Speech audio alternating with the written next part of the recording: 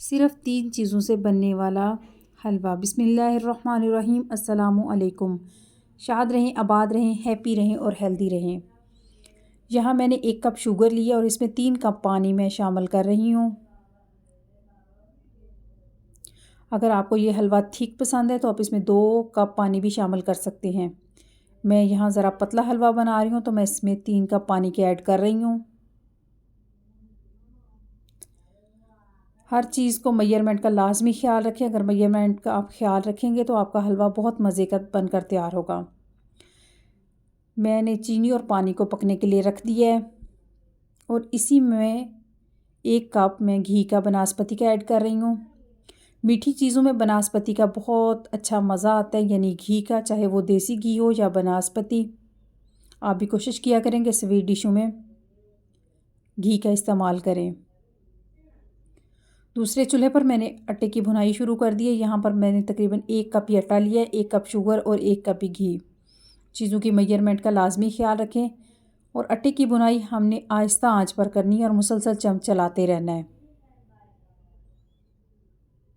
अगर आपको आटे की भुनाई का पता नहीं चल रहा तो आप एक चुटकी सा आटा उठाएं और ज़बान पर रखकर उसको चेक करें तो आपको पता चल जाएगा कि आटे में आटा भून चुका है या भुनाई में अभी कसर है।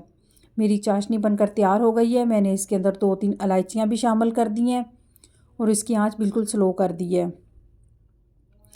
आटा माशाल्लाह मेरा भून रहा है। देखिए माशाल्लाह कितना प्यारा कलर इसमें आ चुका है।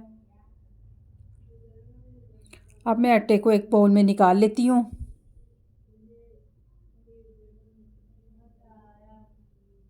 और चाशनी को इसी कढ़ाई में डालकर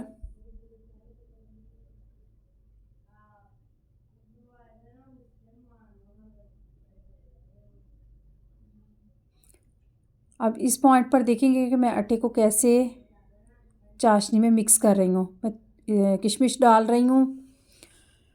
अगर आपको किशमिश पसंद है तो आप डालें, नहीं तो आटे का हलवा वैसे ही बहुत मज़े का लग रहा है। मैं थोड़ा थोड़ा आटा डाल रही हूँ और अच्छी तरह स्पैचुलर की मदद से इसको मिक्स कर रही हूँ ताकि इसमें गुठलियाँ ना बने।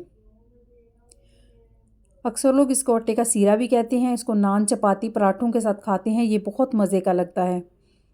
थोड़ा थोड़ा आटा ऐड करें और मुसलसल स्पैचुलर की मदद से इसको मिक्स करें ताकि इसमें गुठली ना बने। ये बहुत मज़े का हलवा होता है, सर्दियों की स्पेशल डिश और बाकी तमाम हलवों की छुट्टी कर देता है। आप एक दफ़ा बनाएं, आप बार बार बनाएंगे। इस हलवे को खाने से आपका भारीपन नहीं होता। जैसे दूसरे हलवों को खा लें तो तबीयत अजीब सी होती है। ये बहुत नरम और लाइट सा हलवा होता है।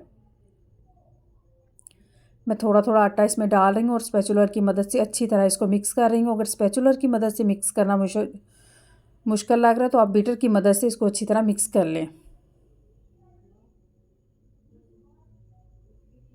देखिए कितना प्यारा खुश शक्ल खुश जायका हमारा हलवा बनकर तैयार हो गया है। इसकी हम थोड़ी सी भुनाई करेंगे ताकि ये घी छोड़ दे। यहाँ इसमें मैं आलमंड और खोपरा का इस्तेमाल कर रही हूँ। अगर आपको ड्राई फ्रूट पसंद है तो आप डालें, नहीं तो आटे का हलवा वैसे ही बहुत लजीज और मज़े का बनता है और बहुत लाइट हलवा होता है। 2 से 3 मिनट हम इसकी भुनाई करेंगे ताकि ये घी छोड़ दे। डिलीशियस माशाल्लाह आटे का हलवा, कितना प्यारा हमारा आटे का हलवा बनकर तैयार हो गया। इस रेसिपी को ज़रूर ट्राई करें और कमेंट बॉक्स में मुझे बताएं कि आपको कैसी लगी। इसी के साथ ही मेरी रेसिपी को शेयर करें, लाइक करें, सब्सक्राइब करें और बेल आइकन को लाजमी दबाया करें ताकि नई आने वाली हर वीडियो का नोटिफिकेशन आपको मौसूल हो। दुआओं में याद रखें। इंशाल्लाह मिलेंगे तो अगली रेसिपी में। अल्लाह निगहबान।